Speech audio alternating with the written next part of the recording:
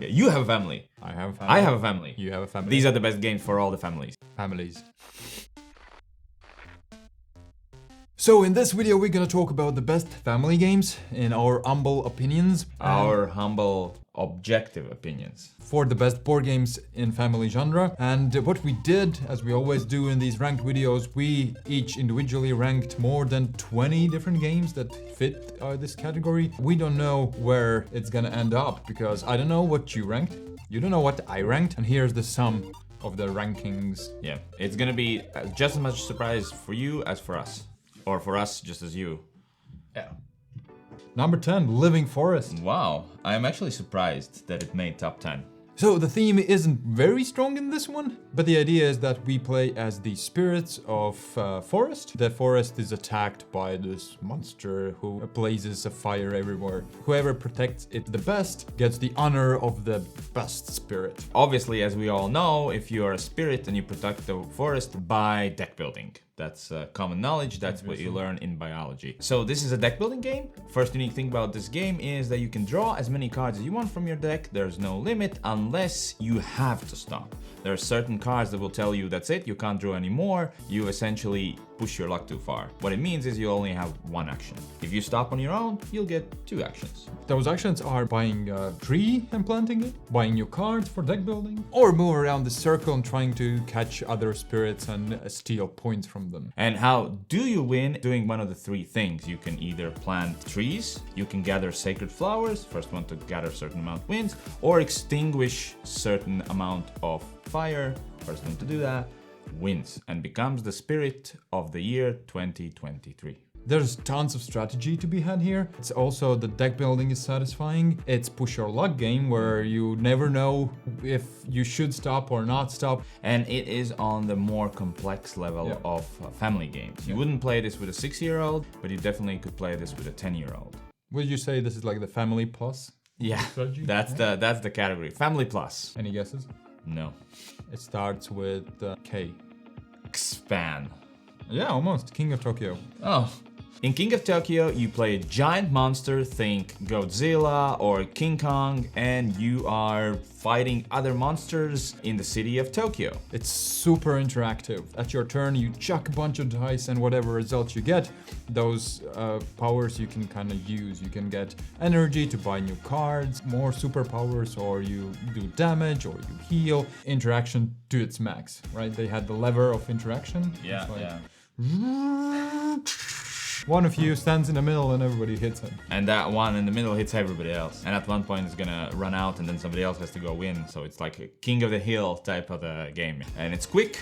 Well, it's not super random. I mean, you kind of decide how far you want to push it, but it's random enough to be exciting for smaller kids and bigger kids like us. Talking about King of Tokyo, like we said, there are these huge monsters and the question is... How do they sound, Giannis? This penguin. I'm gonna freeze you all! Okay. But what does Mecha Dragon sound like? Okay. So this one's way more accessible as a family game than the other one. So family minus, I'd say. Dungeon Fighters. It was in your top 3, let me guess. No. No? No. Huh. But I really enjoy it. It's one of the best dexterity games I have played for sure. This is a cooperative game, which means everybody plays in a team and tries to beat monsters. And you have dice, and very unique thing that you do with these dice is... You throw them against the table, so they bounce at least once, but you really want them to land on this target in the middle of the table, because that's the way you damage the monsters. Different monsters asks you to throw in different ways. Maybe you would have to throw, with your eyes closed, or maybe between your legs, and then... Somebody else's hand, or stand away from the table, stand below the table. This is the game I advertise is the closest to a video game feel that I've ever played. And a challenging one, because it's not easy to win at all. Next one is... Clask. Well, we really have these action-packed games here. I mean, it's easy to get into. So Clask is a 2-player air hockey type of board game.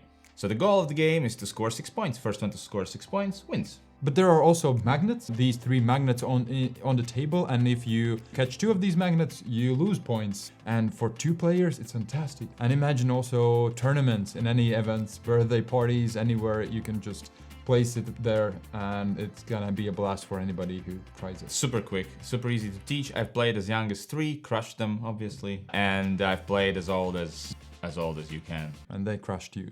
Number 6, Planet Unknown. Yeah. So Planet Unknown is a game where you're settling planet that is unknown. But it's a polyomino game. What does that mean? Think Tetris. Okay. Think Tetris pieces that you're placing on the board and trying to fill out this planet, and you score points for filling out lines, placing special tiles in certain places. Best thing about this game is it's this lazy Susan. In the middle of the table you have these tiles in lazy Susan that you can turn around and then pick tiles and make sure that other players pick the tiles you kind of want them to. Really, really unique and interesting design that makes the game really accessible and quick and really fun. 5, Long Shot the Dice Game. Oh, that's a favorite of ours here. Yes, absolutely. Love this game. So Long Shot the Dice Game is essentially a roll and write about horse racing and betting on those horses. What you basically do, each turn you throw 2 dice and then see which horses move where, how many spaces, and here is where the fun part comes. So one of those dice not only tells you which horse moves, but also tells you which action you can do. And there are different actions you can mark off. You can mark off bottle caps that will give you extra bonus when you do like a full column or a row. Then you can buy jerseys for the horses. That means you can place more bets on them. You can bet on the horses, because if you bet on the horses and they come in top 3, you get a lot of cash. And you can, there's so many things you can do, but it sounds complex, but it is not as complex as you. And I think you did mention the most important thing. You can actually interact with the horses and make sure that your horse goes faster, or whenever some horses moves, your horse moves. So it's not just chucking dice and seeing where the horses go. That as well, but you also have a lot of input in how the game will go. Number 4, Catch Catch. What? I thought it'd be higher. It's 4th. What do you mean? It's higher? my number 1. Your number 1 was this? Catch Sketch was my number 1. Okay. Catch Sketch is a drawing game where if you can draw, that's great. If you can't draw, even better. I had exactly the same experience. You show a word to everybody else, then they quickly have to draw it and grab numbers on the table. If you're the first one finishing, you can grab, for example, number 1. The person who didn't see the word, who's showing the word. Yeah, Janis, you are showing the word. You're not. I'm not looking at it. Jeez. Okay. He has to guess what you have drawn, and he starts with the first player, second player. When you draw something quickly, especially with his handwriting. That is true. In this case, yeah. But it's just quick. It's silly. It doesn't matter how you draw. The worse you draw, the better. Okay, big 3. 7 Wonders Architects. Deservedly in our top 3 for sure. So 7 Wonders Architects is a spin-off game of 7 Wonders, drafting game. This is pretty much nothing like that. It kept the word 7 Wonders. Yeah. On your turn, you just have to do one of the 3 things. You either have to pick a card from your left, card from your right, or a card from the middle. Simple. And on the cards there are victory points outright, there are materials that help you build your own wonder, or there are military cards that let you win the neighbor and get points for that. And that's it. It takes 15 minutes. I mean, essentially, I just told you all the rules of the game. Plays up to 7 players. It's a really, really nice family game. Number 2. Okay. You ready? Yes. Horrified. You as a team try to fight against these very well-known monsters like vampires, werewolves. There's this American version with other creatures. Basically, the idea is you have to get items to defeat all these monsters uniquely, try to save all the survivors. Very simple to teach, easy to get to the table, and tons of excitement. If you're looking for a co-op game for family that's just easy to get to the table, look no further. It's the best one, I think. Pandemic Key. I'm still gonna say it's Pandemic Key, but it's very far away. It's better. Yes, exactly. I was gonna say, if you didn't like Pandemic, try this one. It's just as accessible, maybe a bit more complex, but not by much. This one is more complex than Pandemic? Yeah, a bit. Because you have different monsters. I didn't say it's way more complex. I said it's a little bit. Not at all. Let's solve it. We can look it up on Board Game Geek. I know I'm right, so. Pandemic's weight is 2.4. 2.06. What? Ridiculous. Yeah. What did you say? You know I'm right? Huh? We talked too much about Horrified. Cut it this out. We gotta shorten it. Anyway, a fantastic, simple game. If you like Pandemic, this is even simpler.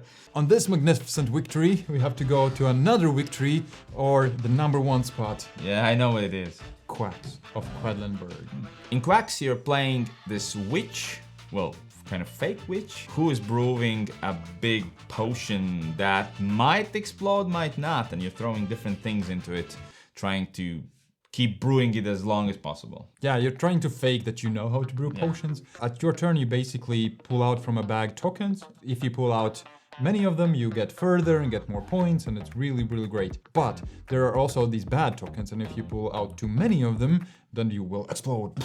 And you can stop at any time, but you usually won't because those points are really juicy and nice, and you explode all the time. Yeah. And it's a simple premise, and a lot of people will say, hey, it sounds like a luck game, which yes, of course it is. It's push your luck, you pull out these tokens, but you really influence your luck. But it's really, really, really fun. It's simple to play, exciting for everybody, colorful. But if you're saying, hey, these games are really simple, where are the Wingspans and all other family games? If you would be interested in more heavier games, like Family Plus, let us know, we can make Family Plus version as well. But this is the best family games in our opinion. Which one do you think is missing, or which one shouldn't be on this list? Let us know in the comments. Yeah, for sure. And this is our top 9 games for families. See you later. You know what? I wanted to cover something else with this, but I like all of them, so there's nothing to cover. I'm just gonna put it back. Oh, no, I actually like that one as well. You don't like it as much. No, I just don't like it because you like it. Ah.